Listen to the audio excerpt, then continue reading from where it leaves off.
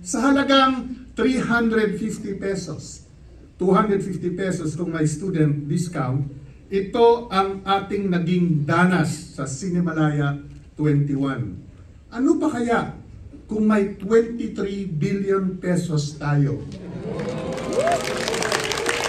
Daan-daang independent films ang pwede nating ilikha.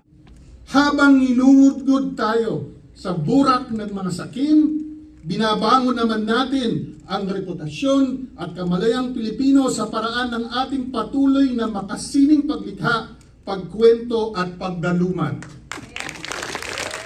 Tayo ang nagbabadyang unos ng pagbabago. Mula sa Cinemalaya, mabuhay kayong mga tapat at matatapang na manlalayan. Bukang-buki sa inyong lahat.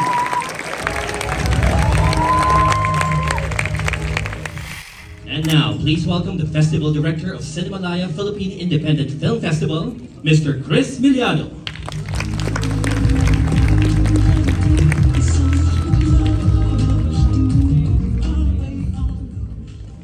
Mga opisyalis ng Film Development Council of the Philippines, ng Cinemalaya Foundation, Sentrong Pagkultura ng Pilipinas, yung mga partner cinemas natin sa Shangri-La, Gateway at Ayala Cinemas, mga filmmakers, mga taong pelikula, mga kaibigan, magandang gabi sa inyong lahat. When we decided to move the dates of Cinemalaya from its usual date in August to these dates, we said, ay salamat, we can avoid the typhoons and the floods now. Kaya hintap tayo ngayon sa Oktubre, ang buwan ng mga lindol. Knock on wood, sana hindi mangyari ngayon. Pero dahil nakasakay tayong lahat sa balangay ng Cinemalaya, naglalayag tayo sa hangin, unos, alon at sa nagbabantang tsunami. Nitong nakaraang mga araw, nagpatanghay tayo sa agos ng mga kwentong nagdala sa atin sa mga mahiwagang mga buok. Sumisid sa kalaliman ng alaala, kalungkutan at puot. Hinarap ang mga halimaw ng disinformasyon at patriarka.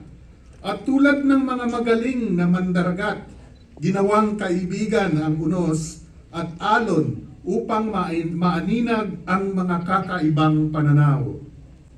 Sa halagang 350 pesos, 250 pesos kung may student discount, ito ang ating naging danas sa Cinemalaya 21. Ano pa kaya kung may 23 billion pesos tayo? Daan-daang independent films ang pwede nating ilikha. Ilang taong pa-festival ng pelikula ang pwede nating itayo.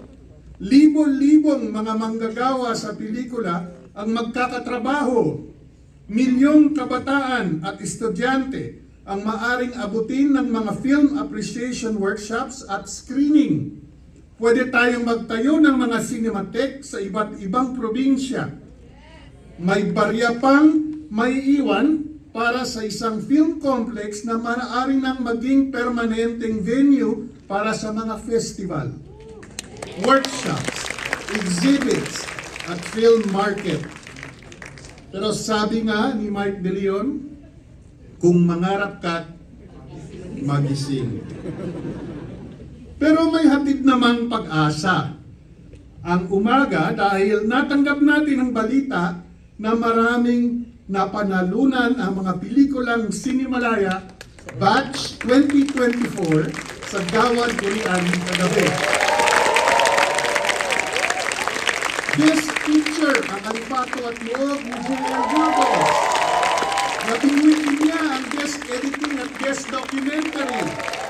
Best Direction naman ang ginawad kina Arlie at Richard Salvadito para sa Tumandok. Best Supporting Actor ang limang si Felipe Ganancial. Best Music para kay Paolo Almaden at sa mga atin ng Kabarangkalan at Nagpana.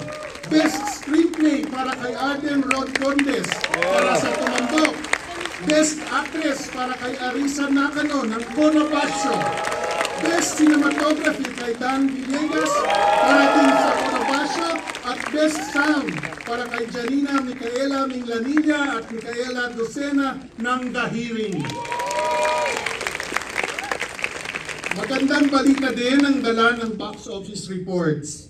Kumpara sa ticket sales na 5.8 million noong nakaraang taon, inabot tayo ngayong taon sa 13.4 million.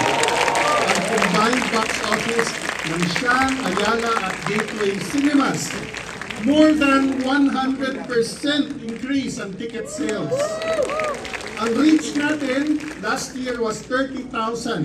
Ang reach natin ngayon ay 32,000. Sinyales ba ito ng patuloy na paglawak na tinatawag natin na footprint ng Cinemalaya sa labas ng CCP?